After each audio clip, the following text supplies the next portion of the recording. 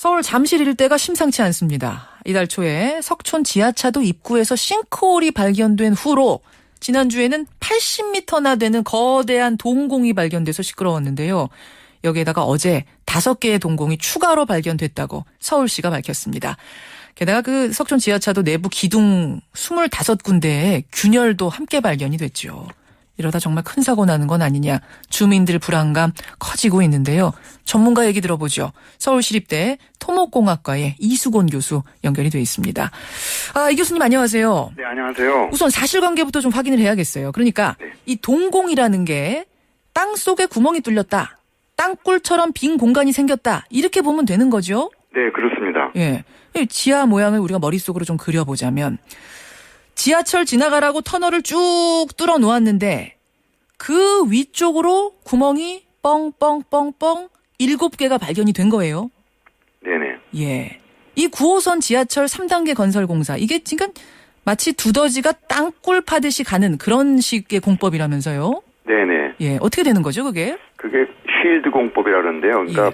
어떤 관을 이렇게 집어넣으면 거기가 집안이 어떤가 하면 자갈 모래층이 한 20m가 됩니다. 예. 그러니까 그런 데는 쉽게 땅을 파면 무너지니까 무너지지 말라고 자갈 같은 관을 박아가면서 앞에는 뚫고 가야 되니까 앞에는 기계가 있어. TBM이라는 기계가 있어. 카터기가 있어가지고요. 예. 이렇게 막 회전하면서 들어가는 거거든요. 아하. 근데 그 공법 자체는 좋습니다. 이렇게 주변에 침하를 하지 않는 그런 좋은 공법인데 선진 공법이고요. 예. 근데 얼마만큼 그거를 집안에 맞게끔 공사를 잘 기술적으로 하느냐 문제인데 기술 노하우의 문제인데요. 예. 그런 것들이 제가 보기엔 약간 부족하지 않았냐는 그런 생각이 드는데 그 뚫을 때 밑에 집안은 반은 지금 안반으로 돼 있고요. 예. 그 위에가 상부가 한 직경이 한 7m 되는데요. 터널이요. 예. 밑에가 하부가 한 안반이 돌이고 그 상부가 자갈하고 모래예요.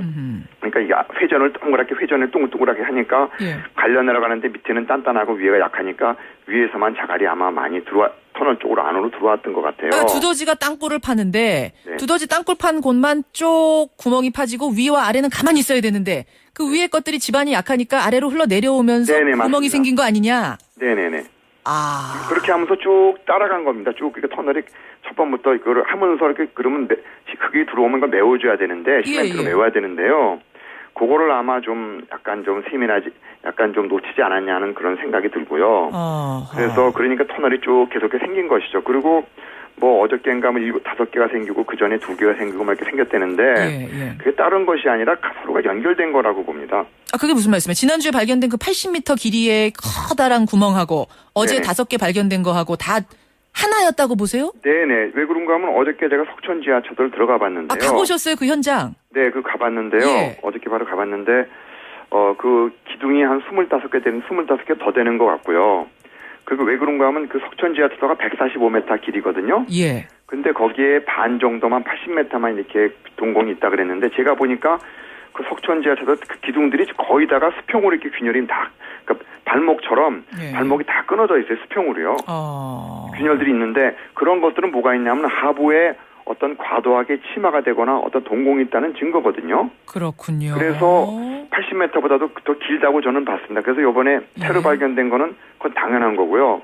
그게 아마 연결돼 있다고 봅니다. 거의요. 그러면은 이게 두더지처럼 쭉 지하철 길을 뚫어놨는데 그 위쪽으로 비슷한 지하철 터널과 비슷한 길이 하나 더 생겼었을 가능성이 크다 이렇게 보시는 거네요. 글로 쏠려 지금 물 밑에서 지금 한 거거든요. 자갈하고 물 밑에서 했기 때문에 그 터널 안쪽으로 공사하면서 이렇게 갈 때 그쪽이 아마 좀 들어오지 않았겠냐 하는 게 저희 추측입니다. 근데 삼성건설에서는 자기네들은 그런 일이 없다고 그러거든요. 아니 근데 제가 왜 참 희한한 생각이 드냐면 지금 삼성물산에서는 그런 일 없다고 하잖아요. 네네. 이게 무슨 어떤 부실한 기업에서 한 것도 아니고 우리나라 최고의 삼성물산에서 한 공사고 네네. 이런 공사를 한두 번 해본 것도 아닐 텐데 이런 공법을 네네. 어떻게 그런 일이 발생할 수 있는가 이게 잘 이해가 안 가요.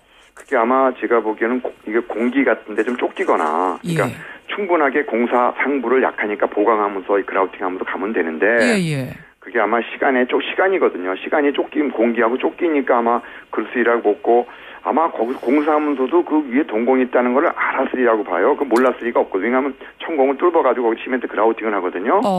근데 할 때 그 설계된 것만큼만 하고 아마 그 충분히 해보면 그 빈 공간을 채워줘야 되는데요. 예. 그 공공간을 아마 어떤 이유에서든지 간에 약간 놓친 것 같은 생각이 들고요. 놓친 것 근데 같다. 삼성에서는 그런 일이 없다고 아마 그게 아마 70~80%가 맞을 것 같고요. 그게 아니라면 옛날에 90년도에 그 석천 지하철도 만들면서 거기 사고가 있어서 물이 하나 빠져나가서 동공이 생기지 않았냐는 생각이 드는데 그거는 좀 확률이 적습니다. 그러니까 지하철 공사 때문에 생긴 것 아니면 예전 석촌 지하차도 만들 때 생긴 것 둘 중에 하나인데 네. 지하철 공사 때문일 가능성이 크다고 우리 교수님은 한 보시는 80, 거고. 90%가 그렇다고 봅니다. 왜냐하면 터널 공사하면서 무너지는 경우가 많이 있거든요. 그렇군요. 네. 이런 공법으로 만든 다른 곳들, 다른 지하철 노선들도 있습니까? 네, 여의도에도 그렇게 했고요. 그러니까 이렇게 공법이 지금 나쁜 게 아니고요. 예. 공사하면서 이게 취약한 집안에 맞게끔 쉽게 해서 궁합이 안 맞게끔 공사를 서둘렀거나. 그러니까 제 말씀이 그 말씀인데 그렇게 혹시 궁합이 안 맞는 이런 공법을 사용했을 때 굉장히 주의해야 하는 그런 연약 집안인 곳에 이런 두더지 공법으로 시행한 곳들이 또 있을까요?